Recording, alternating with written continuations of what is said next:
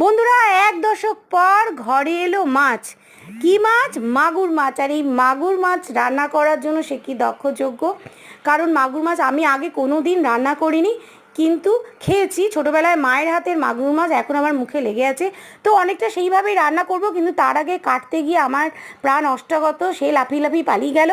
তারপরে আপনার দাদা কিন্তু মাছগুলোকে ধরে কাটাকাটি করলো, আর তারপরে ফাইনালি মাছগুলোকে কিন্তু জ্যান্ত মাগুর মাছ কষার জন্য রেসিপি দেখুন কড়াই দিয়ে দিয়েছি সব রকম মশলা, আর বেশ লাল লাল কষা কষা করে করব আজকে মাগুর মাছের কষা। দেখতে পাচ্ছেন কালারটা কি দারুণ এসছে।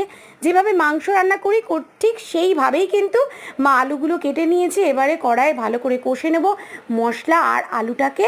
আর মাছটাকে কিন্তু হালকা আমি ভেজেছি, কাঁচা রান্না করলেও হতো, কিন্তু হালকা ভেজে নিয়েছি, কারণ যেহেতু প্রথমবার খাচ্ছি, বাচ্চারা তো খাবে বলে এক্সাইটেড।